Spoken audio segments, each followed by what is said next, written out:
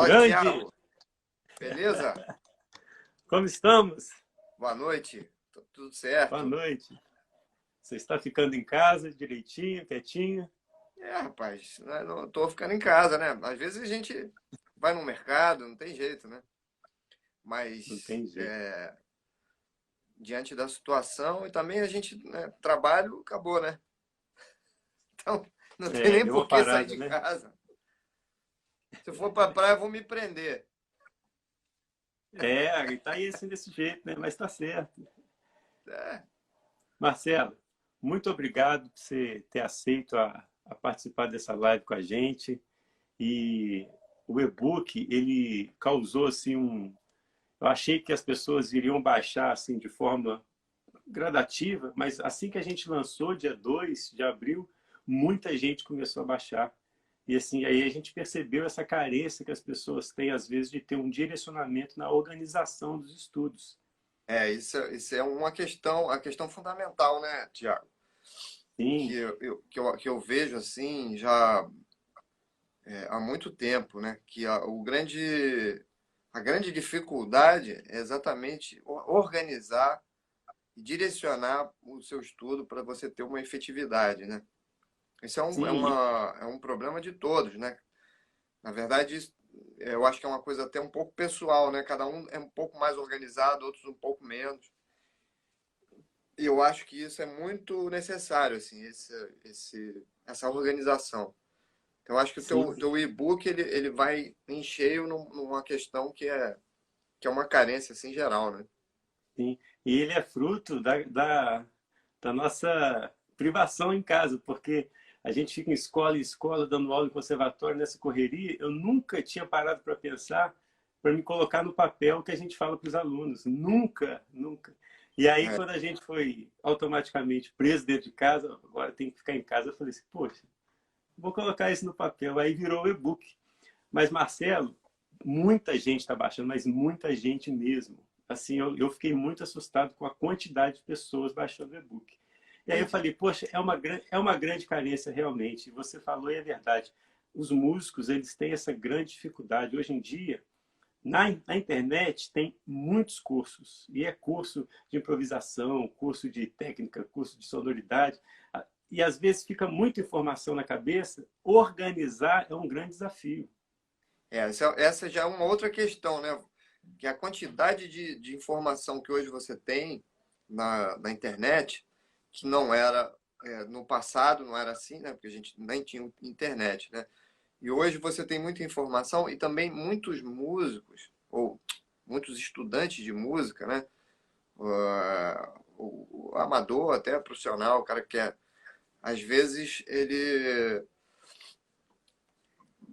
pega informação na internet, né? Eu tenho, por exemplo, eu tenho já assim, estou dando aula no Skype, né? Então tem dois alunos que começaram a tocar por causa de informação na internet, mas aí sentiram que faz falta um professor, né?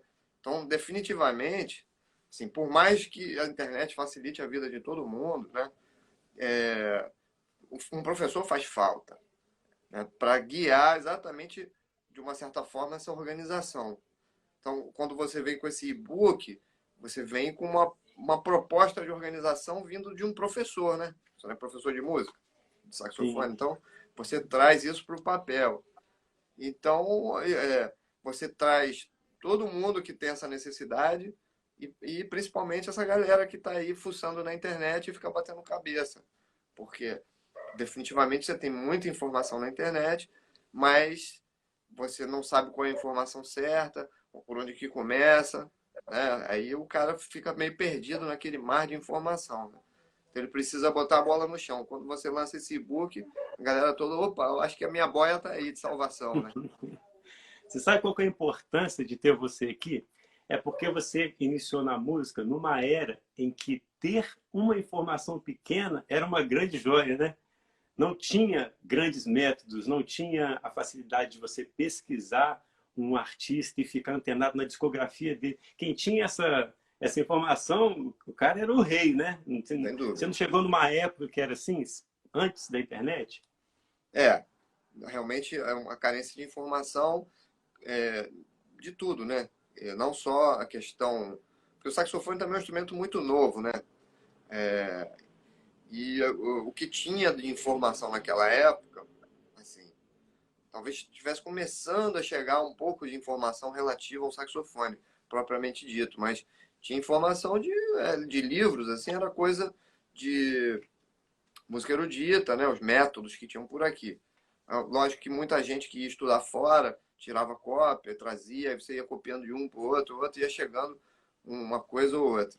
Mas definitivamente era muito pouca informação e que tem um lado bom e um lado ruim, né? Tudo tem um lado bom, tudo tem um lado ruim. Inclusive, quando você tem pouca informação, por exemplo, informação auditiva, a gente tinha pouca coisa para ouvir, né, relacionado ao jazz, assim, era muito assim, você não tinha aquela fartura, como hoje você entra na internet e você ouve tudo, né? Tudo que você quer está ali disponível. Não era assim. Então a gente se apegava a aquelas determinadas coisas, aos áudios, aos discos, as coisas que a gente gostava muito, que você ficava ouvindo há muito tempo, e mesmo as informações que você tinha, que eram as únicas, que você malhava aquilo e decupava aquilo por mais tempo. Hoje em dia a coisa é muito dinâmica. A pessoa ouve uma faixa de um CD aqui, já não ouviu nem o CD inteiro, já está ouvindo o CD do outro. E Exatamente. acaba não absorvendo muita coisa, né? Isso é, Exatamente. assim, eu me vejo, assim, lógico que no passado não era assim, mas agora eu me vejo no meio dessas ondas, né? Você fica no meio Tiroteio, lá, né? no meio do espumeiro, querendo, porque, entendeu? Eu até de uma certa forma, eu me coloco um pouco afastado, eu é, não consigo digerir totalmente essa modernidade, assim, essa disposição de tudo, entendeu? Eu acho que talvez eu me feche um pouco no meu mundo musical. Lógico que eu vou pensando uma coisa aqui, outra ali, mas se eu mergulhar geral, eu não sei mais quem sou eu. Nossa, que importante isso, hein? Na verdade, é um negócio que eu tenho falado e tudo, mas assim, eu estou falando com você e estou trazendo, pensando sobre isso agora nesse momento, porque às vezes alguns amigos, né, alguns alunos, alguns vêm falar, poxa, outro dia até um amigo meu o Arley, do Pará, ele falou, pô, eu tava ouvindo aqui uns solos seus na internet, tudo. Pô, ele pegou essa bodega aí desse Covid aí, tava em casa se recuperando, né? E ele falou, Nossa. pô, doido para passar isso logo. Pô, tô querendo fazer aula contigo, porque fico ouvindo. E, pô, como você tem uma personalidade, um jeito de tocar. Porra, é um negócio tão importante. A gente precisa buscar isso para a música da gente, né? Aí eu fiquei pensando, falei, cara, é curioso isso, né? Porque eu acho que eu nunca busquei a minha personalidade. Ela apareceu, né? E, não sei, é fruto de quê, né? Fruto de talvez fruto de muitas coisas, né? Das nossas facilidades, das nossas dificuldades, mas definitivamente da forma como a gente administra a música que chega pra gente, né? E E eu acho que a extrato. minha administração, ela não é ampla demais, assim. Ela é ampla, mas ela, quer dizer, ampla no sentido de eu observar muitas coisas e pescar muitas coisas, mas eu não me hoje, muito mais do que no passado, eu procuro não diluir tanto entre as tantas formas e possibilidades, né? Muito porque eu também não tenho capacidade de digerir todas essas coisas, né? Tem coisa que eu ouço e vejo e falo, pô, nossa, cara, gostaria de tocar isso, mas eu não tenho condição de tocar isso agora. Deixa isso pra lá. Deixa eu ir na minha aqui, entendeu? Caramba, você, o nível de musicalidade que você tem, escutar isso de você, cara, é quase um alívio, né? Porque é a realidade, né? Rapaz, olha, você falando isso me remeteu Porque a uma coisa. a Quando você galera fala. já descendo lenha aqui, perguntando, falando, não tô vendo ninguém, cara. Agora que eu tô começando a olhar aqui. Fátima Gente, Regina, se alguém tem alguma pergunta, coloca na Bob caixinha aqui que a gente Mesquita, pergunta para o Marcelo. Rafael Alves. É, uma Depois tem que galera olhar tá aqui. aí. Pai, desculpa, te Ô, cortei. Marcelo, você falando isso me remeteu ao que o Miles fazia no palco com o Coltrane. Quando o Coltrane ia solar, improvisar, ele ia lá para trás do palco e tampava o ouvido. Porque ele falava que ele não queria ouvir o que o Coltrane estava tocando, senão, quando ele voltasse para solar, ia influenciar ele totalmente. Ele ia É, perder a característica do Miles.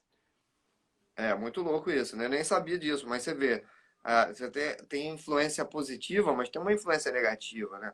Porque a negativa no sentido do quê? Que você cria uma expectativa com você mesmo, né? É difícil.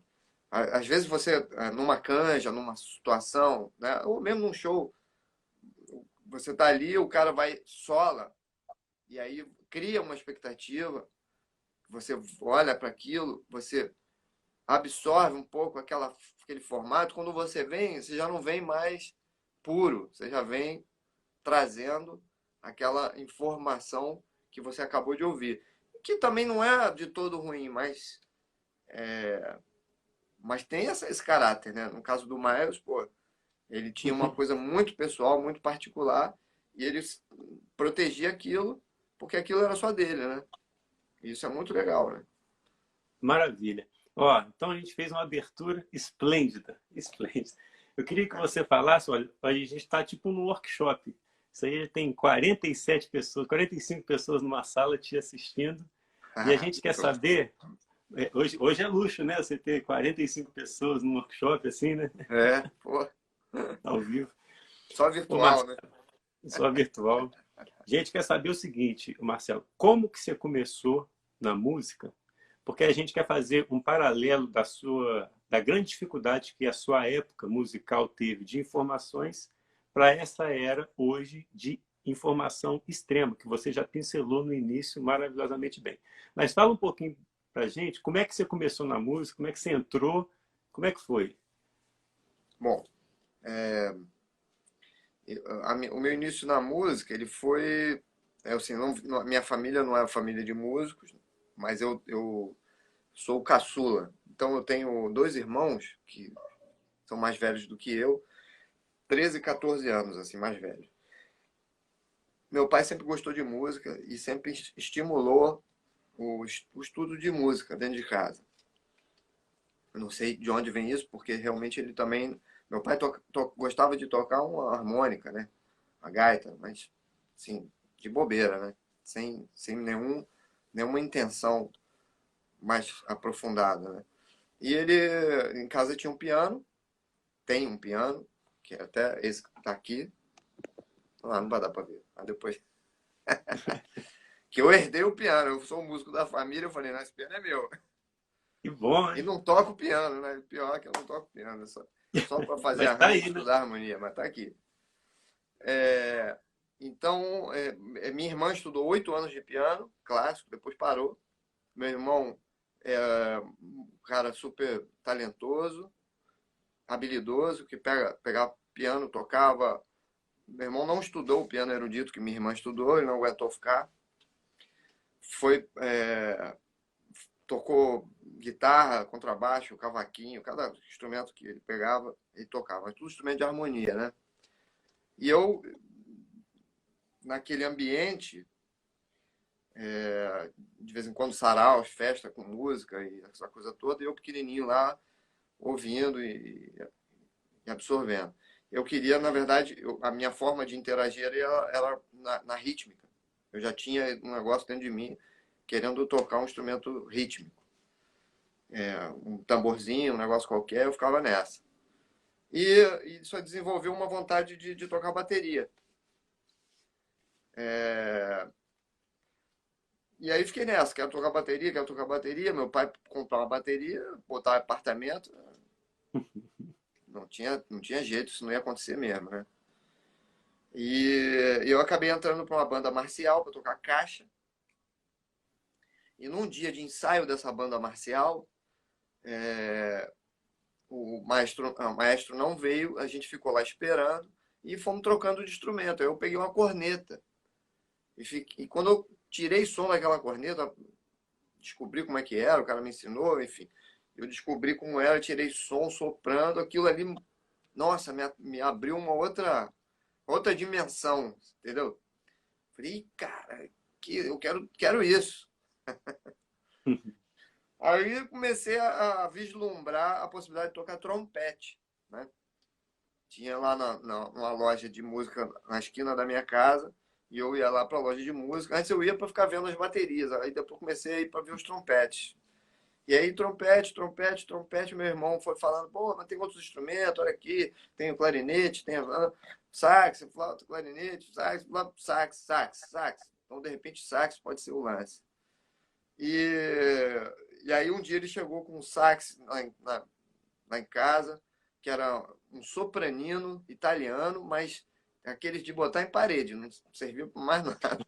Era um, era um bagaço total o soprano, né? Todo meio enferrujado, sapatilha toda destroçada, a parte do pescoço dele, onde bota a boquilha, sem cortiça e quebrada, rachada, enfim. Nossa. Mas aquilo ali, eu fiquei olhando para aquele instrumento, aquele monte de chaves, aquele mecanismo, e aquilo ali me fez viajar na vontade de tocar saxofone. E sentia Então, quantos anos? isso aí cara, eu tinha menos de 8 anos. Tinha 6 anos, 7. Por que eu estou falando isso? Porque dessa vontade de tocar saxofone que surgiu, eu acabei indo para a orquestra La Salle, que era do colégio que eu estudava. Tinha uma orquestra musical, e eu entrei para a orquestra com o intuito de tocar saxofone. E eu comecei a tocar flauta doce com 8 anos de idade. Então, essa história toda aconteceu, era há 7 anos, né? Parece que aconteceu muita coisa. Engraçado que nessa época parecia que o tempo era maior, assim, que você vivia muito mais mudanças e era muito mais dinâmico do que hoje, né? E aconteceu isso, eu comecei a estudar flauta doce para depois passar para o saxofone. Agora, molequinho. E foi assim. E aí o saxofone, quando eu peguei o saxofone, era um instrumento da orquestra que eu não levava para, que não era meu. Eu levava para casa finais de semana, eventualmente, era um instrumento galaço, da melhor qualidade. E, e aí, no meio disso tudo, apareceu também um clarinete. Mas o clarinete foi o meu irmão que arrumou emprestado, levou lá para casa. E eu comecei, fiz algumas aulas de clarinete. Fiquei tocando por um tempo, mas não me aprofundei. Acabei devolvendo o clarinete quando apareceu a flauta transversa. Que aí meu pai comprou a flauta transversa e eu comecei a estudar flauta. Nessa época, normalmente todo saxofonista tocava flauta, né?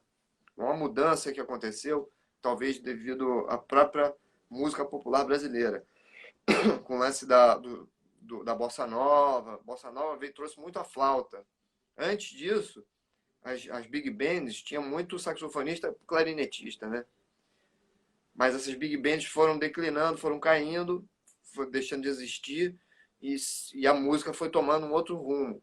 Então, eu conheci, quer dizer, o cara que começou a me ensinar a tocar saxofone, flauta, primeiro, foi o Renato Franco, que é meu compadre, que tocava com o Ivan Lins na época, que é aqui de Niterói também, o Renato. E ele tocava flauta e saxofone. Então, eu acabei embarcando nessa. A flauta era minha, comecei a estudar. O saxofone era da orquestra do colégio, que eu levava para casa eventualmente, entendeu? Então, assim, nem considero já estudando saxofone nessa época, não. Isso eu já devia ter de 8 para... Acho que a flauta chegou, eu devia estar com uns 11, por aí. Mas o seu pai já tinha piano em casa? O piano tinha. O piano, a minha E irmã você estudou. nunca... Cara, não. Sentava no piano, ficava tocando assim de curioso só. Uhum. Gostava de sentar e tocando, fazendo acordes, tocando as notas assim à vontade e vendo o som que vinha, entendeu? Então, se quase que a trindade estava com você. Você foi fisgado pelo ritmo, você É, buscou a melodia e levou para casa, que já tinha harmonia. é, de uma certa forma. E E completo. eu podia ter, como é que é, tirado proveito maior disso aí, né? Eu podia tocar bateria e piano hoje, né? Mas não Foi toco tudo nenhum pro nem outro. sax. Ficou só no sax, cara. Sax e flauta. Bem, E olha lá.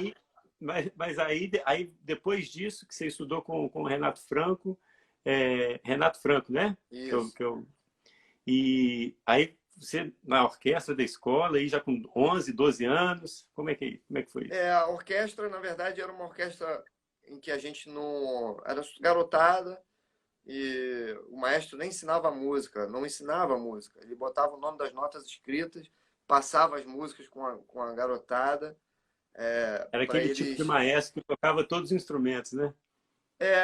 Ele não tocava, mas ele ensinava todos os instrumentos, como hoje acontece também, né? Uhum. E ele passava as músicas tocando no piano, órgão, e a criançada era órgão mesmo, né? Tinha aqueles órgãos. E a criançada ia pegando a música de ouvido, olhando as notas. Cara. Muito louco. Ele falava assim: se eu ensinar a partitura para todo mundo, ensinar teoria musical, metade da orquestra vai embora, que ninguém queria estudar. Ele falou: ele já tem muita coisa para estudar de português, matemática, né, história, e eles não querem compromisso com estudo aqui na orquestra. Eles querem vir aqui tocar, mas não querem estudar. Porra, E quando então, você entra numa banda dessa, eu também sou um fruto de banda civil, né? De música. Meu sax também foi dessa banda, que é a banda Primeiro de Maio. Quando você entra numa banda dessa, o direcionamento é você estudar o repertório da banda, dobrar, né? Não exatamente. tem essa coisa de técnica, vamos estudar Não, sonoridade, nada nada, disso. nada. Só ali, só o repertório, né? Só o repertório. Exatamente. E você fazia aquelas viagens de encontro de bandas, aquelas coisas todas, né? Assim, não fiz muitas viagens, quer dizer, não é uma banda, não era uma banda, era uma orquestra típica La Salle. A gente se apresentava assim como se fosse uma big band, mas era assim, as crianças eram um infanto juvenil, era um grupinho só de flauta doce, com a base da banda. E depois a gente se apresentava junto com a orquestra toda, as flautas, e a orquestra tinha saxofones, trompete, não tinha nem trombone, guitarra, baixo, bateria e teclado, órgão. E Que a foi gente viajou assim, o que eu lembro de viagem, viajei para o interior de São Paulo, ficando em casa de família, indo para o La Salle. Viajei para Brasília também, fizemos uma viagem para Brasília,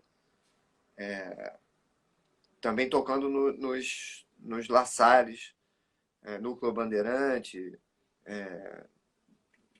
La Salles de Brasília, aí, cidade satélite, né? E entendi. eu acho que E o, teve uma viagem para o sul também, assim, umas 3 viagens. e o primeiro E contato que você teve, assim, que foi fora o repertório, que um pilar importante é o repertório, mas fora o repertório, quando alguém virou para você e falou assim, Marcelo, tem que estudar técnica, cara. Tem que estudar sonoridade, a questão da embocadura. aí Foi com foi o flauta Renato? transversa. Foi Mas foi flauta com o transversa Renato? com o Renato, foi. Hum, Né? O saxofone, na verdade, eu consegui ter meu primeiro saxofone, de verdade, que meu pai pôde comprar para mim, eu já tinha uns 15 para 16 anos. E aí o Renato me deu alguma orientada, assim, mas eu fui muito na vontade e estudando por mim mesmo, tirando muito solo, né? Assim, e aí, pô, no quesito organização, que é a tua proposta, eu sou um zero à esquerda na organização. até A minha hoje também. organização foi péssima, mas eu fui aos poucos tendo que tirar proveito e me organizar um pouco melhor. Mas hoje, assim, eu sou muito mais organizado para ensinar ou passar as coisas do que, na verdade, no meu próprio estudo. Eu nunca consegui ser muito focado, assim, né, sabe, no estudo. Não. Mas, assim, é uma deficiência, né, que eu fico tentando resolver todo esse tempo. Eu acho que se eu fosse mais focado, com certeza eu já teria resolvido muitos problemas que eu continuo carregando comigo até hoje. É isso. Mas, enfim, a vida foi assim, né? E como eu não tive um estudo formal, eu não fiz universidade, assim, o estudo formal que eu tive foi um estudo de teoria, fiz 3 anos de teoria em conservatório, depois fiz harmonia com o Sérgio Benevenuto e depois, mais na frente, harmonia com Vitor Santos. Né? Aí a harmonia com Vitor Santos eu já estava bem mais maduro, inclusive o entendimento das coisas. Então eu acho que foi o momento que eu mais tirei proveito no estudo da música.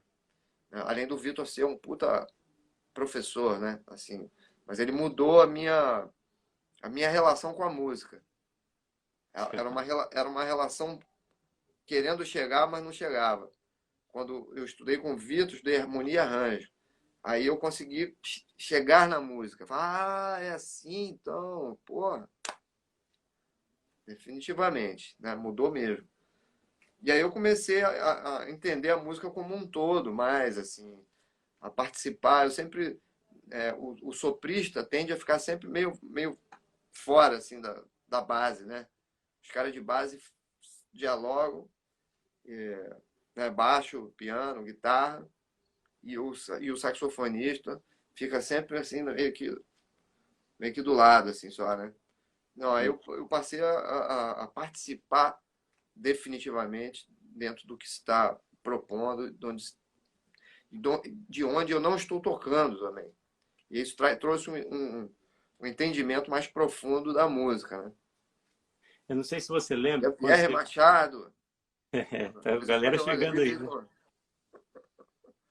Eu não sei se você lembra, Marcelo, mas você veio aqui em Juiz de Fora, que eu moro em Santos Dumont, que é do lado de Juiz de Fora, né? Acho que Pois no é, tem, projeto... tem um aluno meu que acho que foi amigo teu também, o aluno, não sei, Quem que é? Wesley. O Wesley Carvalho? Eu acho que é o Wesley Carvalho que Ah, está morando em sim. Brasília. Foi aluno nosso, está em Brasília, Então, militar. Santos Ah, ele deve estar Dumont, aí, ó. Um abraço, Wesley. né? Então, nesse workshop que você deu em Juiz de Fora, eu tinha acabado de fazer uma cirurgia, ou não, acho que estava para fazer a cirurgia, não sei se você vai lembrar disso. E tinha cheio de saxofonista e eu era o único da flauta, porque eu não podia soprar, porque eu fiz uma cirurgia de bulbo maxilo. Pode E eu crer. fui com a flauta, não sei se você lembra. E foi aí que você falou nesse workshop que você ia ser dentista, não era isso? Rapaz. Ih, rapaz, você falou nesse. Eu falei, caramba, ele ia ser dentista. E eu com aquele É. problema. Depois a gente bateu um papo, mas conta pra gente como é que foi essa É, navalhada que você deu aí. na verdade, é que quando chegou na época do vestibular, eu tinha que fazer o vestibular, né? Era o caminho de todo mundo, né? E eu queria ser músico, mas só que eu não tinha. A única alternativa em termos de vestibular seria a faculdade de música clássica, música erudita, né? E não é o meu caminho. Eu sempre fui da música popular, nunca estudei erudito, não tinha vivência nenhuma de flauta erudita, né? E, e aí tive que fazer uma habilidade específica, que era a barra pesada pra caramba. E eu não sabia que tinha um curso preparatório, podia ter feito, né? Ia me ajudar. Tive uma ajuda de um flautista, que é espetacular, já na época já era, que é o Murilo Barchetti, que era primo de um amigo que eu tocava junto, que é um baterista aqui de Niterói, o Aires. E ele falou, ó, tem que fazer isso, fazer aquilo, prepara isso, prepara aquilo. E 25 estudos de Anderson, 24. Escolhe um para você tocar. Eu fui escolher o número 3, que é o que ele tinha tocado, né? Um exercício todo de tercinas e tudo. E a Maria Tereza Madeira me acompanhou na prova, eu toquei uma sonata com ela. Quando eu toquei a sonata, foi ótimo. Me dei bem, tô piano, saxofone e flauta, me dei bem. Mas aí quando veio o confronto, que era o exercício sozinho, tocando, nunca tinha feito prova na minha vida, fiquei nervoso pra caramba. Comecei a tocar aquelas 2 páginas sem pausa, né? Pô, no meio do caminho ali, eu comecei a plum, plum, plum, plum, plum, parei de tocar, em vez de continuar, né? Devia ter continuado. Não tinha esse ingenuidade, eu parei, pedi desculpa e segui. E aí não me dei bem, aquilo me arrasou. Depois eu tive uma prova logo em seguida, de leitura à primeira vista, não consegui nem ler, nem olhar, não Tão consegui, nervoso que consegui você nem estava. enxergar o que estava escrito, de tão, de tão arrasado que eu fiquei naquele estudo ali. E aí eram 2 vagas só para flauta, eu dancei. Caí na minha segunda opção, né? Segunda opção, odontologia. E aí fui nessa. Passei para a UF aqui, uma federal, bora, gratuita, bora. Fui estudar odontologia. Mas aí, assim, eu fiz 3 anos de odontologia, 3 períodos de odontologia. No terceiro período, os 3 períodos eram o básico. No terceiro período, quando passei para o quarto período, que já era o profissional, aquilo ali já me foi uma situação que assim, já acendeu o alerta, né? Quando eu vi o pessoal correndo atrás de comprar equipamento, de fazer estágio, buscar estágio, eu falei, ih, rapaz, né? É isso mesmo? Não sei se é isso não, que eu vou conseguir fazer, não. Não tô a fim de fazer isso, não. Só quero comprar um sax novo, quero comprar uma outra coisa aí. Não é isso não. Aí eu comecei a ficar a pé atrás, e aí teve a gota d'água, foi que um professor de endodontia, a primeira aula de endodontia, ele passou um seminário, página tal do livro até a página tal, não deu aula nenhuma, falou página tal, seminário de trabalho, dividiu em grupo.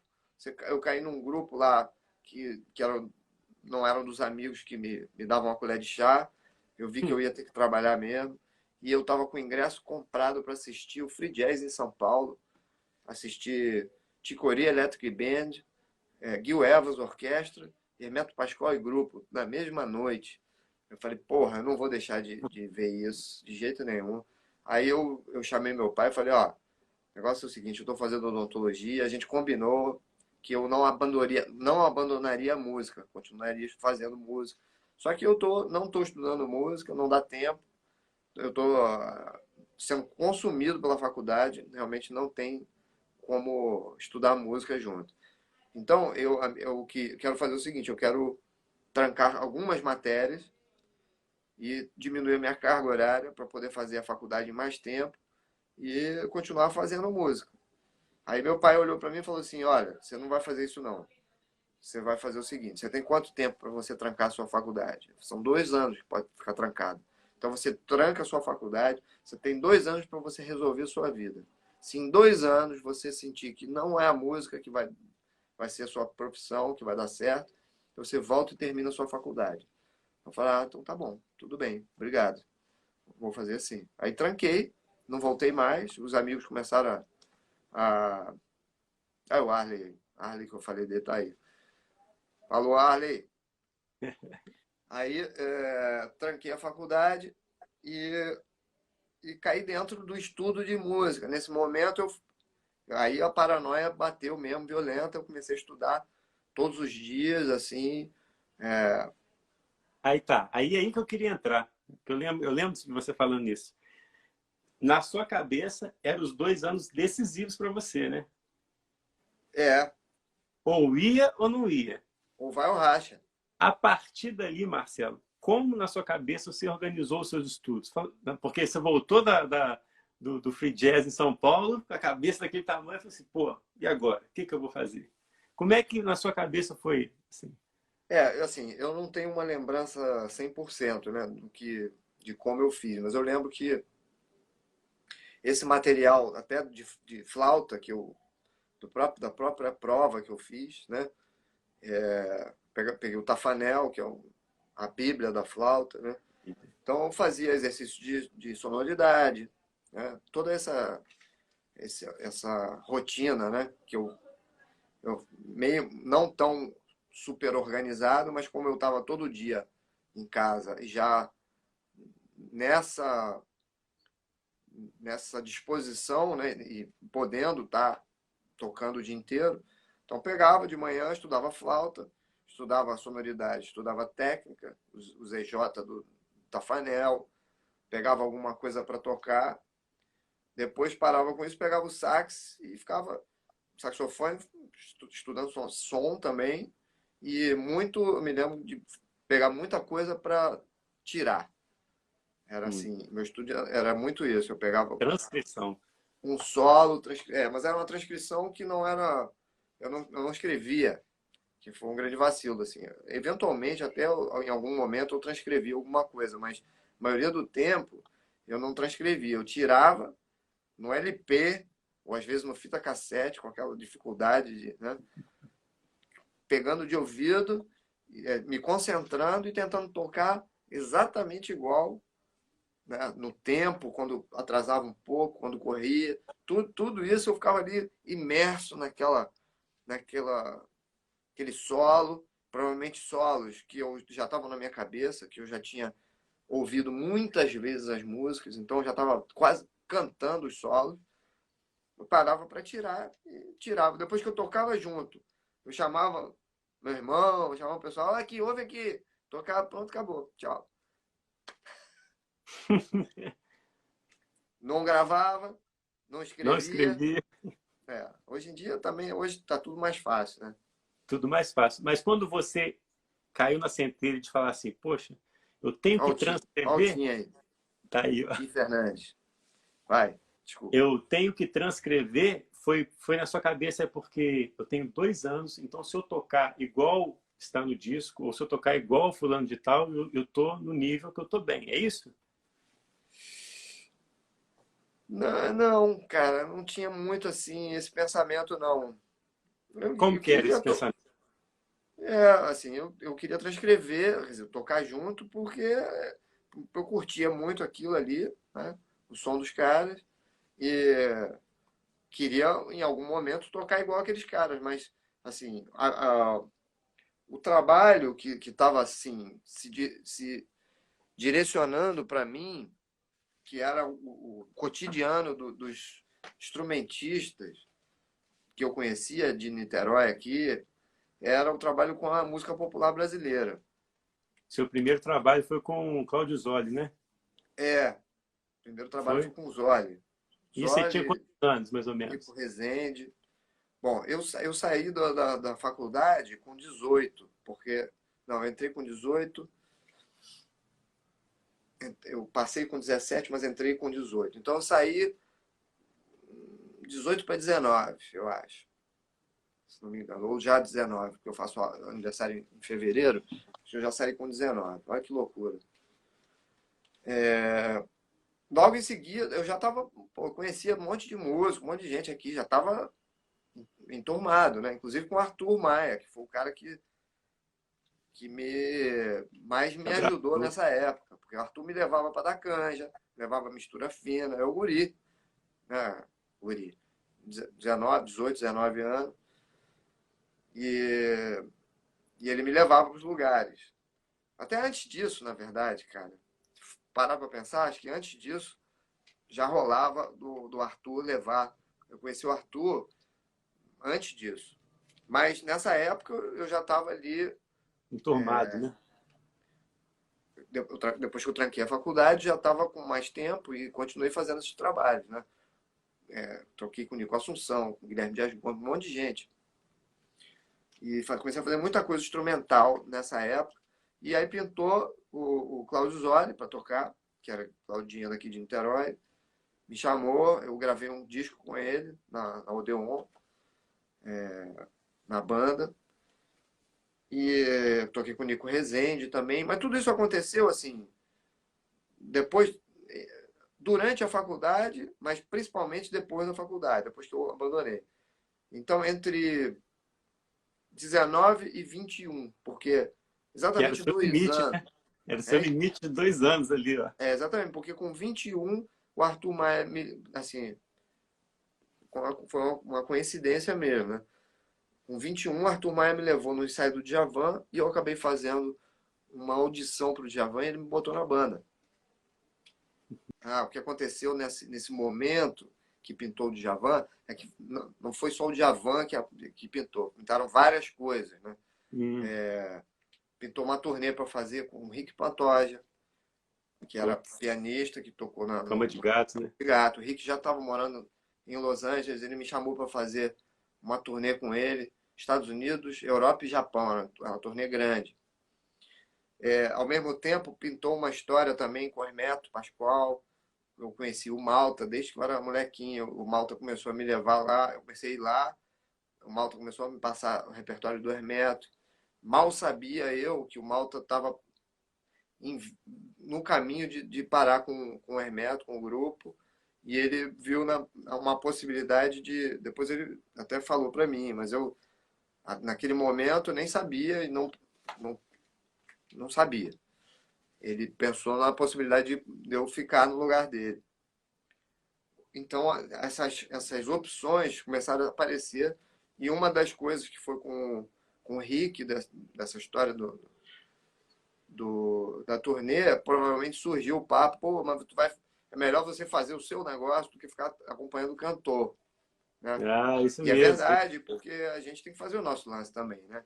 Acompanhar Sim. cantor, eu não posso falar, eu adoro, já fiz muito, aliás, eu apareci como músico a maior parte da minha vida acompanhando cantor, né?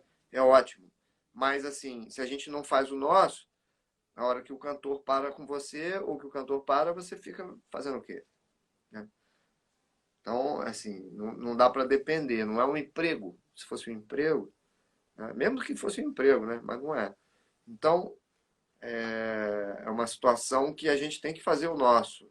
E eu acho que rolou naquela época um comentário, talvez do próprio Rick, ou de alguém ali naquela época, falando sobre isso. Mas, sim, eu tinha uma perspectiva de pelo menos de um ano de turnê com o Djavan, ganhando bem. Então, foi realmente uma opção que eu falei, vou fazer isso. Porque, primeiro que era um cara que eu era fã já, assim, tinha muita vontade de... Não podia imaginar tocar com ele. E estava entrando numa turnê de sucesso, que era o do Oceano. Então, realmente foi... Para mim, foi ótimo. Gostaria de ter feito a turnê com o Rick também. Gostaria de ter ficado mais no Hermeto lá, não sei, mas a gente tem que escolher eu escolhi uma direção e foi essa que eu fui, né? Não me arrependo, não, foi ótimo. Tem muito músico, Marcelo, que fica bem assim nessa dúvida entre seguir uma carreira profissional que é mais estável, né, como é odontologia ou tem muitos músicos, inclusive, que têm diplomas de outras faculdades e tudo e segue a carreira da música. E o que você tem assim para falar para esses músicos com relação a vou acreditar e tem que botar o pé na estrada para tentar realmente realizar os seus sonhos, senão você vai ser um cara, ou às vezes um dentista com 50, 60 anos de idade, pensando, poxa, eu poderia ter arriscado ali na música, hoje eu seria um cara mais feliz. O que você tem É, assim para, né? é. A minha relação com a música é uma relação de amor mesmo, de paixão, assim, é uma coisa que eu não, eu não fui para a música como uma profissão. Não escolhi a música, eu escolhi fazer música, né? Independente de ser profissão ou não. Isso já aconteceu quando eu tinha 5 6 anos de idade. Não podia nunca imaginar trabalhar com a música. Eu queria tocar, né? Então, assim, trabalhar com música foi uma contingência dessa paixão, dessa vontade de fazer a música. Isso que me levou a trabalhar com música. Você viu até os acidentes de percurso, quase que eu caio numa outra profissão, né? É, era uma época e agora nós vivemos outra época. Eu acho que a gente tem que fazer aquilo que a gente gosta, que a gente tem vontade de fazer. Eu acho que você fazer um trabalho, você trabalhar numa coisa que você não gosta, deve ser uma coisa bem ruim, né? Eu não sei nem como é que é isso. Realmente não sei. Também não. Mas muita gente reclama. Agora, as perspectivas que a gente tem hoje, principalmente para a música, né, não são boas perspectivas. Né? Essa época que eu vivi era uma época que todo mundo falava ser músico é uma coisa complicada, é muito inseguro, mas era uma época que havia muito trabalho, que o mercado era muito promissor, né, desde que você estudasse e fosse um bom músico. Né? E aconteceu comigo. Né? Eu estudei, me tornei um bom músico e consegui êxito, né, nos trabalhos e tudo. Hoje em dia, você tem muito mais músicos, né, muito menos. Outro dia até recebi um link de um texto que falava assim: a valorização da música e a desvalorização do músico. Né? Hoje em dia, o músico acho que a valorização do músico ela teve um up e agora talvez esteja num momento assim um pouco descendente, porque a gente tem muita música no virtual, no streaming, né? No streaming que não põe ficha técnica, ou É, seja, todo mundo tem música gratuita, mas ninguém valoriza o trabalho do músico. E a música, para chegar às pessoas, para ser feita, ela tem um estudo dentro de casa, ela tem uma ciência, ela tem uma organização, ela tem um monte de gente que trabalha em volta. Então, assim, hoje eu não. Se eu pudesse não viver de música para o meu deleite, mas como trabalho, eu até preferiria. Eu ia fazer um outro trabalho para ganhar dinheiro e fazer minha música, né, para mim. Mas, assim, de uma certa forma, para você conseguir excelência na música, você precisa de uma dedicação que se o cara se divide com outro trabalho, ele não vai ter. é o que você estava Então, fazendo na faculdade, né? é Não uma faca de dava. dois legumes, né? O cara, assim, o cara de repente tem êxito, tem dinheiro, vai fazer música. Agora, é bem provável que ele não vai fazer a música do jeito que ele gostaria de fazer, né? Mas se ele fizer a música do jeito que ele gostaria de fazer, provavelmente ele também não vai ter dinheiro. É verdade. Mas tudo isso é muito relativo, né? Porque tem músicos que se dão muito bem e tem um tino comercial e conseguem ganhar muita grana, porque as possibilidades dentro da música são muito grandes, né? A gente tem vários caminhos dentro da música. Hoje você é um saxofonista que acompanha cantor, mas também cantores, né?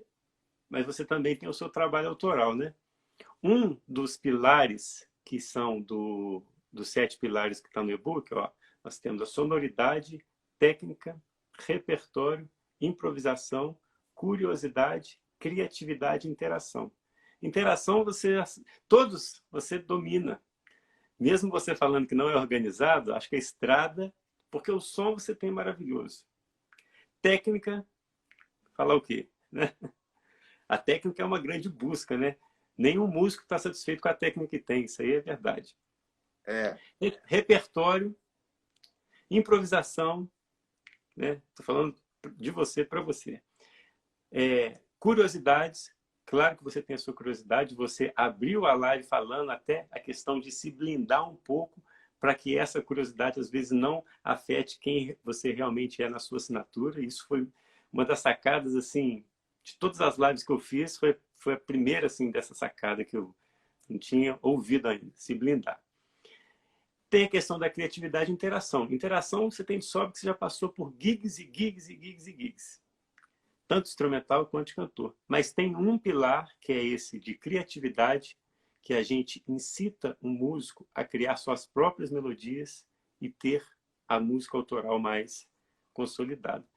É aí que entra a sua transição de acompanhar cantores para ter um trabalho solo. Você é compositor também, né? é. Eu diria até que dentro desses pilares, você falou, botou curiosidade e criatividade.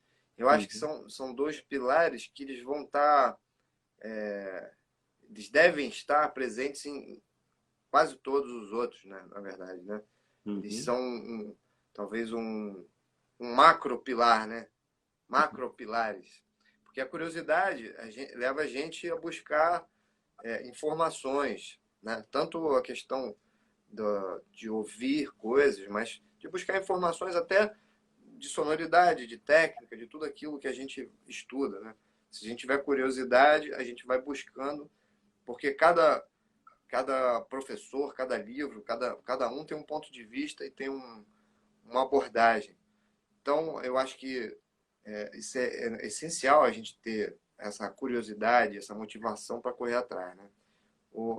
E a criatividade está muito ligada ao que você falou, a questão da composição, né? A gente, e a composição também está ligada à improvisação, porque Exatamente. se você mergulha na composição, a criatividade ela tem que estar rolando aí definitivamente. E a improvisação é uma composição instantânea, né? Então, E, eu acho que a gente precisa se aprofundar em todos esses quesitos mesmo. Eu acho que uma coisa, as coisas estão interligadas, né? E a música, ela reúne, né? Se a gente, lógico, para a gente estudar, a gente tem que dividir em cada pedaço, né? Mas são partes de um todo, né? Parte de um todo. E, Esses 7 pilares eles foram anotados e construídos até assim a questão psicológica mesmo, que um completa o outro. Quando que na sua carreira você percebeu que tinha que ter um trabalho solo? O seu primeiro disco é o Foco, não é isso?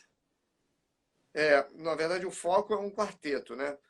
É um O quarteto, trabalho solo, mas foi seu primeiro autoral assim? foi o primeiro autoral, mas que não é só meu, né? É um trabalho de quarteto, você divide a bola com os outros elementos do grupo. A gente fez Mas ali dois tem música CDs. sua, né? Tem música minha, exatamente. Então foram 2 CDs. Foi o Foco, o primeiro, Foco, que a gente fez independente, não fechamos com gravadora nenhuma. E o segundo a gente lançou pela Dubas, que é o Tempo Bom com Chuva. Esse tem no streaming. E aí sim, um laboratório ótimo também, com essa coisa da interação, da improvisação, de tocar em conjunto, né? De fazer o conjunto tocar, funcionar junto, né? Conjunto. Porque a gente Conjunto. toca, às vezes, em muitas situações que cada um toca para si. Uhum. E esse laboratório do quarteto, com o João Castilho, Renato Massa, André Rodrigues, isso foi esse aprendizado de um ajudar o outro, né? Nessa construção da música tocada, né? Então foi ótimo. Agora, o meu primeiro disco solo, e o único, na verdade, porque eu só lancei um, preciso lançar outro, né? É o. Deixa eu ver se ele tá aqui. Já nem tenho mais, eu só tenho. Esse aqui é o último, né? E agora só tá no streaming ou no CD Baby. Eu tenho que fazer mais, mas não fiz ainda.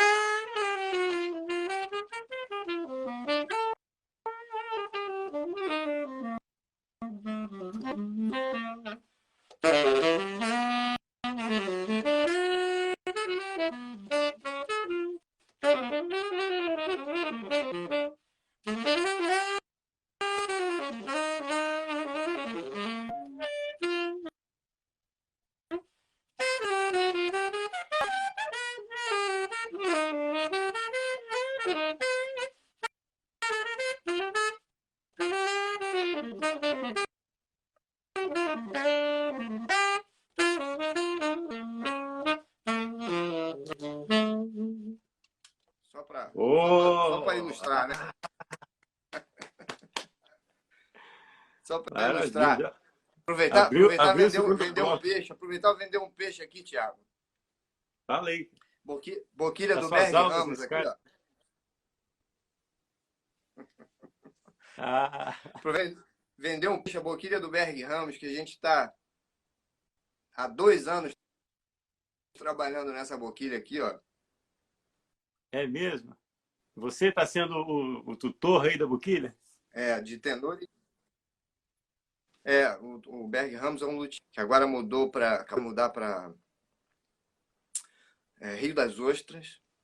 E a gente tá. Eu conheci o Berg Ramos aí há um tempão atrás, lá em Tatuí.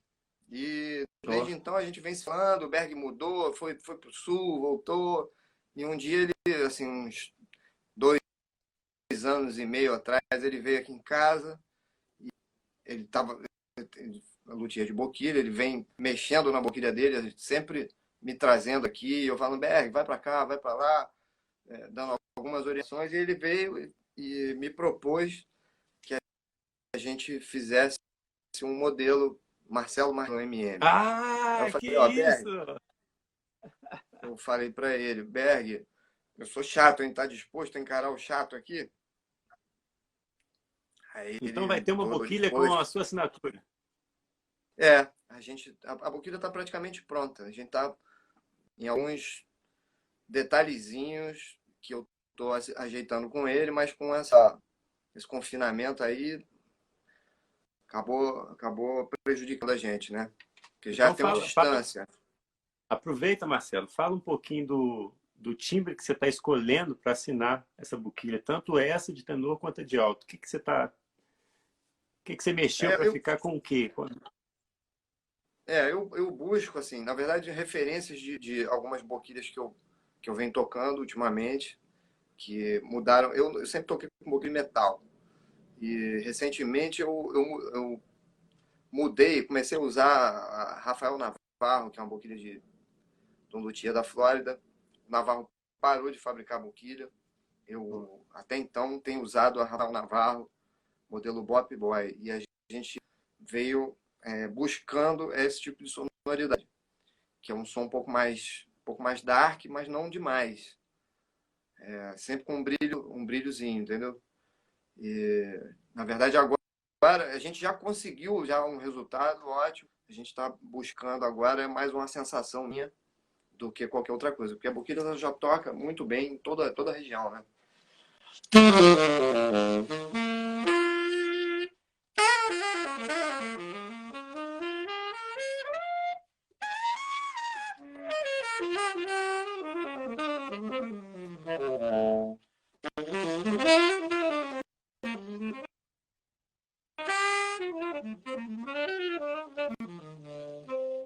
Ela é muito Uau! fácil, sabe?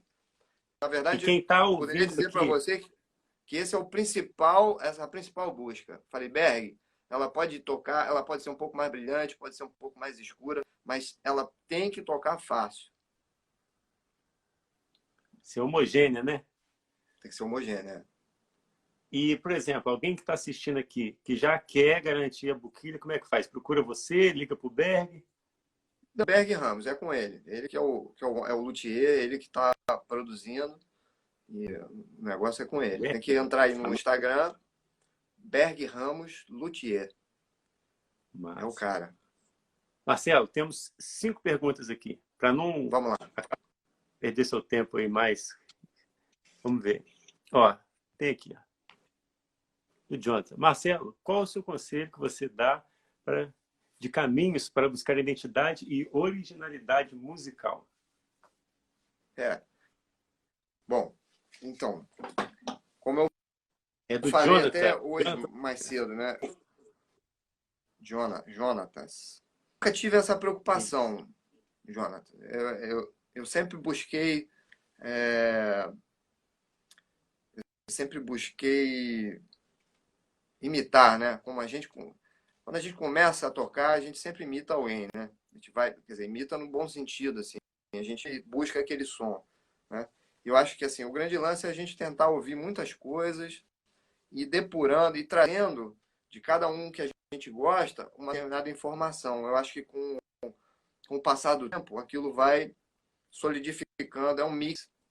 Você vai batendo aquilo no liquidificador e vai tirar o suco que vai ser quem é você, que é o conjunto das referências que você tem. Mas precisa beber, talvez não de tantas referências, mas de algumas específicas. Como eu falei, no passado a gente tinha coisa para ouvir. Então a gente ouvia muito, mas uma quantidade menor de coisas. Se você hoje se dispersar com muitas coisas, talvez fique mais difícil absorver esses elementos e trilhar um caminho pessoal, né? E são importantíssimos.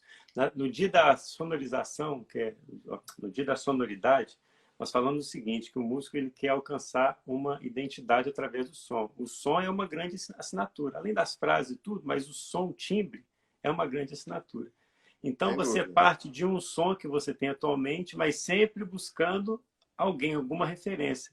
Só que no meio do percurso, com a gama de informação que você vai ganhando no percurso, você se transforma numa terceira pessoa, que não é nem você aqui, nem a sua referência, é você com a sua assinatura. É o conjunto, né? É a Eu, mistura disso, né? você, Porque, quando você espelhava em quem, assim? pois é, eu me espelhava em vários, né? Assim, da minha época, eu ouvi muito. O cara que me levou para o tenor foi o Brecker, Michael Brecker, né? Excelente. Então, com certeza, eu tive muita influência dele, a ponto de, em algum momento, até parar de ouvir para não ficar. Porque toda vez que eu ia tocar uma música, me vinha o som dele na cabeça. Né? Mas Cannonball Adderley, Stan Getz, né? Parker, Sonny Rollins, então todos esses caras dos americanos, né? Os brasileiros, Mauro Senise, Raul Mascarenhas, Nivaldo Ornella, J.T. Meirelles, né? Puxa, Um monte de gente. Depois o Idris também, um monte de amigos, o próprio Malta, todos esses caras, né? Todo mundo, de alguma forma, traz alguma informação, alguma coisa que a gente traz para a nossa música, né? E então, no fundo, é uma mistura desses elementos, né, dessas coisas que a gente ouve, que vão trazendo, em algum momento, aquela personalidade, que é a mistura de todos. Agora, uma coisa que eu percebi num determinado momento é que eu não conseguia definitivamente copiar, eu não conseguia tocar igual exatamente. E isso no início era uma frustração, até o momento que eu parei para pensar assim, eu não toco igual, eu toco diferente, mas esse diferente aqui sou eu. Então, a deixa eu tentar terceira coisa, ajustar, deixa eu tentar ajustar esse diferente, porque esse diferente que sou eu, tem alguma coisa que eu não gosto, então eu vou tentar ajeitar ele, porque ser igual aquele cara eu não vou ser, mas eu tenho que ser eu do jeito que eu gosto. tá certo. Total. Respondido aí, Jonathan. Vamos lá, vamos para o próximo. Fernando Martins. Aqui, ó. Marcelo, buscar velocidade nos dedos ou som? Buscar som, né?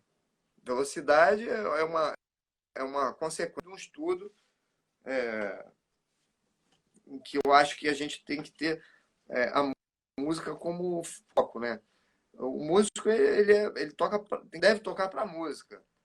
Lógico que a destreza ajuda a gente a tocar coisas complicadas, né? E traz também, enriquece a música que a gente toca, né? Se a gente não tem uma boa técnica e não tem destreza, a gente tende a tocar sempre de uma forma mais lenta, quando a gente improvisa e tudo. E quando a gente tem uma velocidade, a gente pode variar com ela, né? Tanto tocar mais lento, tocar mais rápido. O problema é quando a música vira uma disputa de esporte, né? E não é uma disputa de esporte, né? Não ganha quem chegar primeiro ou quem tocar mais rápido. Só Alcançar os isso que a gente 500 tem que ter em metros mente. rasos, né? Se você vê músicos, você pega, por exemplo, o Paul Desmond, sei lá, os caras da antiga tocavam super, muito bonito, muito expressivo e sempre muito mais cadenciado. Isso pode ser uma característica da pessoa. Uma Por que todo mundo assinatura, tem que assim. tocar rápido? É. Não é à toa que nos pilares do e-book, nos 7 pilares, a sonoridade é o primeiro. É, Aí depois vem a técnica. Você falou então, o cara certo. pode ter um som tão lindo que ele dá duas notas e, porra, já conquista quem tá ouvindo. Agora o cara pode dar Você sabe que 1000 notas com som feio, horrível. Aí não vai adiantar nada. Você está me lembrando, na época da banda, quando eu era da banda, que tinha aqueles músicos que pegavam o saxofone, com um meio de saxofone, ficava passando o dedo no sax assim. Você não entendia nada do que eles estavam fazendo. Eu estava passando o dedo na chave assim para falar aqui, né? Que tá com Eu tô técnica, vendo essas aqui. coisas. Flávio Santos, tem até baterista aí, ó. Tem baterista na área. Tem um monte de baterista aqui. Vamos lá. Mais uma aqui. Aí, ó. Pergunta legal. Genário. Como que você Como eu costuma estudar costumo a sonoridade? estudar sonoridade. Bom, hoje em dia, assim, eu não estou né, organizado, não. Eu não estou muito disciplinado com o estudo de sonoridade, né? A gente, quando chega cansa um determinado lugar, a gente dá uma relaxada, né? Mas eu tenho uma rotinazinha que eu montei de estudo, que vem desde estudo com boquilha, estudo de harmônico, estudo de nota longa, que aí, se você estiver bem interessado, você me acessa lá no e-mail ou via Instagram, que aí você marca uma aula no Skype e Pronto? eu passo para você. Já Mas eu tenho mandou, hein? uma rotinazinha de estudo, que não dá para falar agora aqui. Vamos lá. Uh, Rafa está perguntando aí, ó. Vamos ver. Marcelo, como acontece a construção dos seus solos como Sideman, por exemplo, Pétala do Djavan? Bom, a gente... Isso é uma coisa que está no na base do meu pensamento, de tocar para a música. Cada música, ela me leva a tocar de uma forma. Né? Se eu estou tocando jazz, se eu estou tocando samba, se eu estou tocando choro, se eu estou tocando rock and roll, a música, ou a música pop, ela vai me levar para um determinado lugar. Né? E para a gente identificar esse lugar, a gente precisa ter referências. Né? A gente precisa ouvir de tudo. E quando eu vou tocar um trabalho assim, né, um cantor, um trabalho da música pop, qual trabalho, eu procuro tocar para a música e atender a expectativa do compositor, do cara que está fazendo o trabalho. No caso da música Pétala, do Djavan, foi uma coisa dentro desse caminho todo, né, que eu estou te falando, mas foi uma regravação de Pétala, que já tinha sido gravada no disco Luz, do Djavan, pelo Ernie Watts, que já uma gravação marcante. E eu, no momento da gravação, de fazer, né, de tocar a música, eu pensei em duas possibilidades. Uma, tocar o solo do Ernie Watts, para homenagear o Ernie Watts numa gravação. Mas depois eu fiquei pensando, o Ernie Watts já tinha feito isso, tinha por que eu fazer. Eu vou fazer o Uhum. meu. Então, eu busquei um caminho meu dentro do solo Pétala. Como é que era esse caminho? Assim, normalmente que eu faço isso muito assim, dentro desses solos da música pop, principalmente ao vivo. Você tem normalmente 8, 16 compassos em solo livre, aberto. Você tem um tempo específico. Então você tem que dar o recado naquele tempo. Você tem que ter uma entrada e um final. Né? Então, normalmente eu bolei uma entrada no solo, um ápice desse solo e uma entrega do solo. Eu ao vivo, fazia solos diversos, mas sempre começando mais ou menos do mesmo jeito, chegando no mesmo ápice, entregando da mesma forma. Mas o que acontecia no meio era a coisa do momento, né? Para eu também não ficar sempre ter alguma possibilidade de conduzir a música, né? Então o pensamento foi esse. Surgiu numa gravação ao vivo, né? Não foi um solo dentro de estúdio, né? Dentro de estúdio você tem uma outra dinâmica de construção, e é um solo de música pop, normalmente é uma composição, a gente compõe, constrói uma ideia. Né? Você meio que fez um gráfico emocional do seu solo, né? Você inicia, você tem um pico, É, depois você entrega ali. é. Maravilha. É Já tinha falado isso para alguém antes? já. Já? Normalmente é o que eu falo, sempre quando perguntam do solo de pétala, É essa famoso esse estratégia solo, né? foi. Pois é, todo mundo pergunta esse solo, todo esse solo, né? Tô até pedindo para você tocar aqui, ó. Vamos para mais uma aqui, ó. Vamos lá.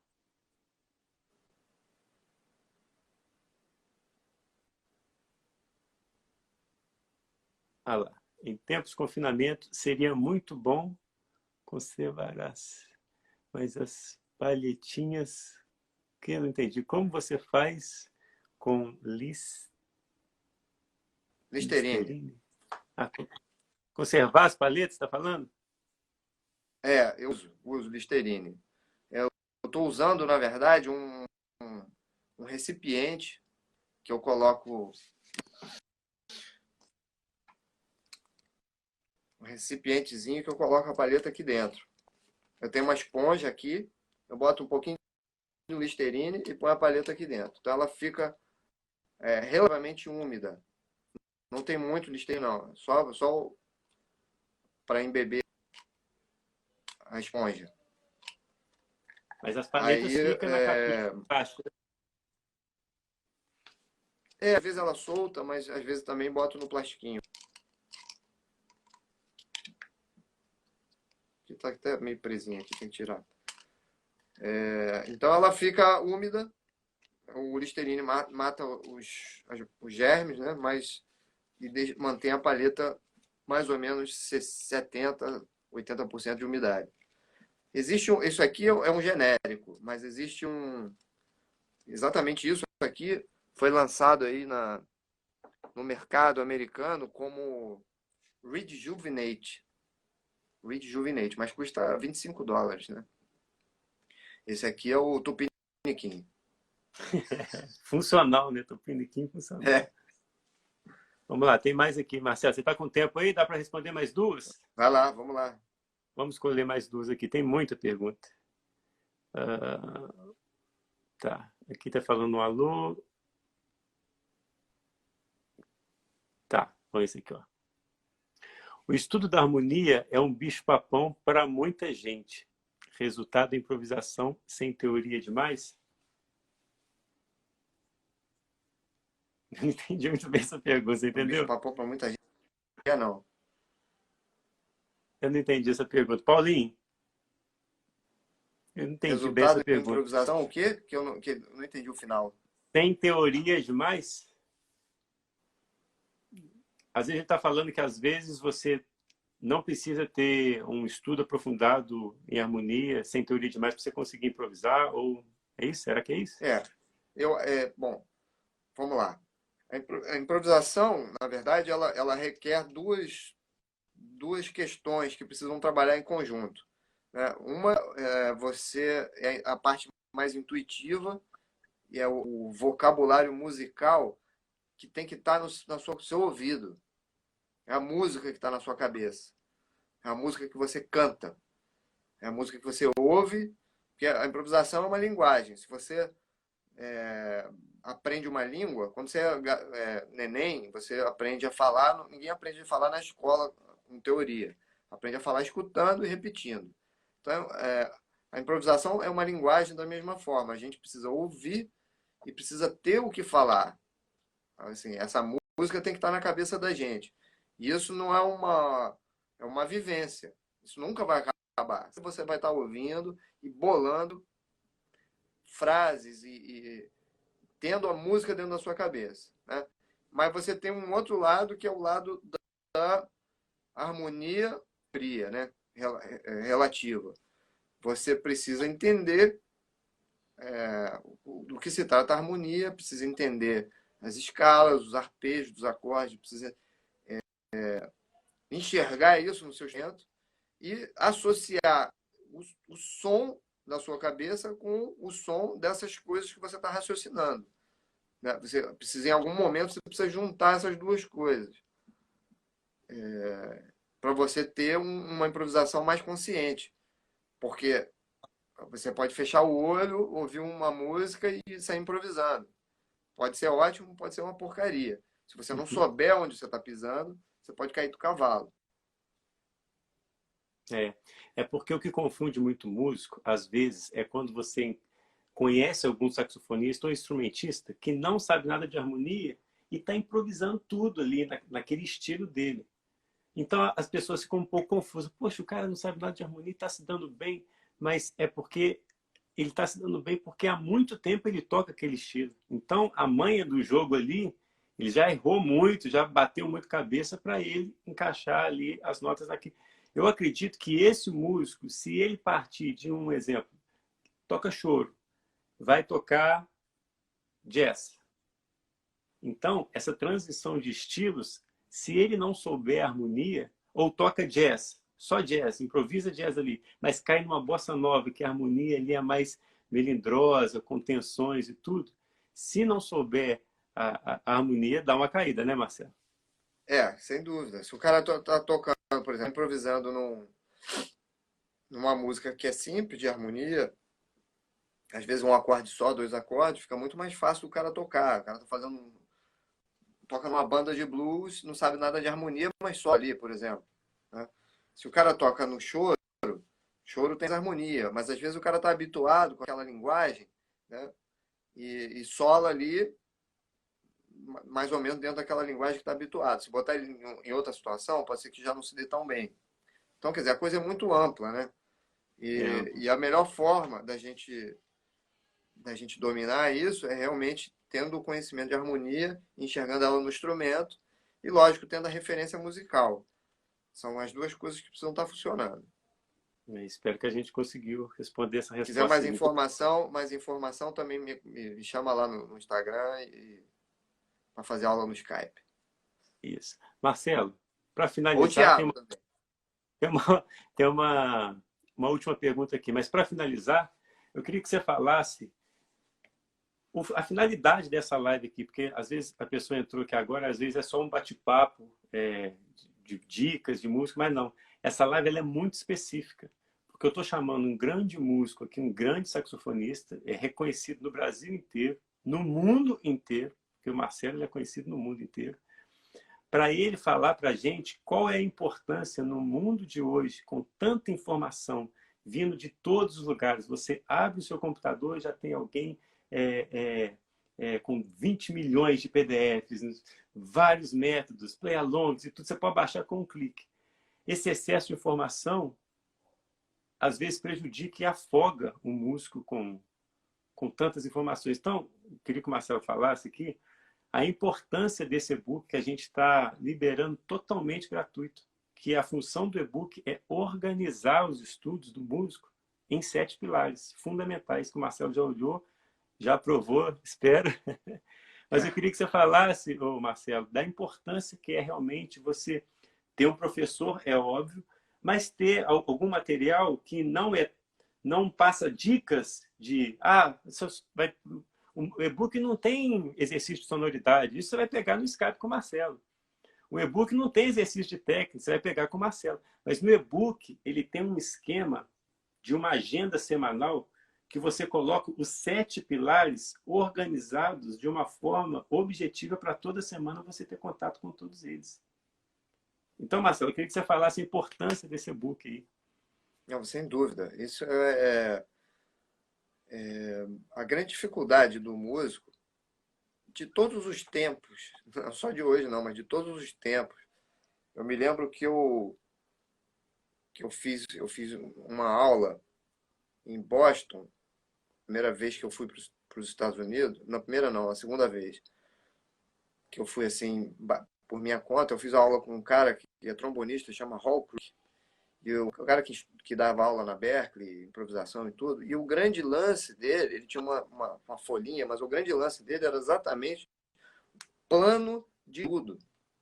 Quer dizer, era um americano que já tinha esse conceito de orientar o músico a estudar, a desenvolver um plano de estudo. Então, eu acho que, Tiago, você traz no Facebook uma proposta de desenvolvimento de um plano de estudo, em que você anda com várias coisas, porque não adianta você andar com uma coisa só. Você Você tem várias frentes, né? Várias coisas que você precisa caminhar dentro do estudo para que você se resolva musicalmente.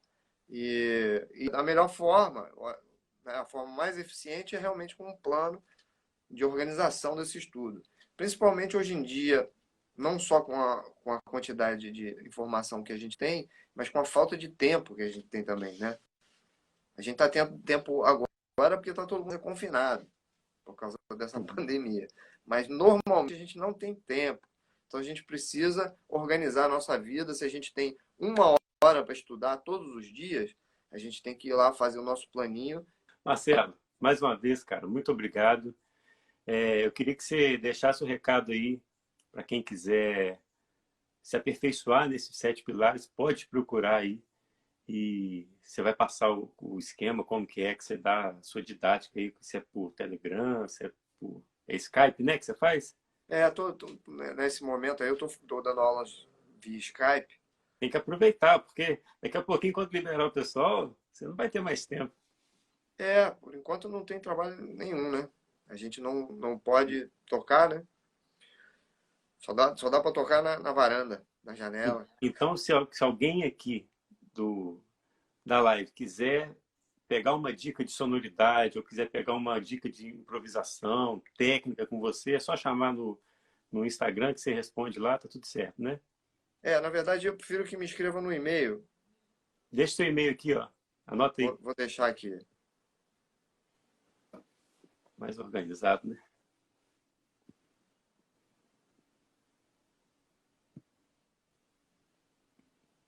Isso. Foi? Aí, ó. Marcelo Sax Martins, Martins@gmail.com. Só mandar um e-mail para o Marcelo lá. Marcelo, e você está dando aula também, Thiago? Sim. Eu dou aula na Escola de Música aqui em Santos Dumont e no Conservatório Estadual de Juiz de Fora. Mas ainda está funcionando? Não, parou tudo. Parou tudo. A escola foi uma das primeiras assim que parou. E se voltar alguma coisa, vai voltar o comércio, mas as escolas elas vão demorar um pouquinho mais. Porque é aglomeração, né, de alunos.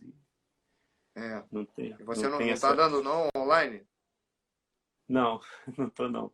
Porque eu fiquei tão imerso aqui na questão do e-book. Rapaz, você tinha que ver no lançamento dia 2, quando deu dia 4, eu fui ver o número de pessoas que baixou, foi incrível. Aí eu fiz a maratona, com lives todo dia, aí editando. Essa nossa live vai virar um vídeo inteiro e eu vou disponibilizar um áudio depois. Então, assim, legal. É isso aí. Eu tenho uma filhinha de 2 anos também. Isso, pô. Maravilha. Marcelo, obrigado, viu? Por você ter nos fornecido esse tempo, esse conhecimento seu, a sua experiência. Você é um cara iluminado, generoso. Pô, maravilha. E graças a Deus que você deixou de cuidar dentes para cuidar do nosso coração com a sua sonoridade. Pô. Cara, te agradeço aí o convite.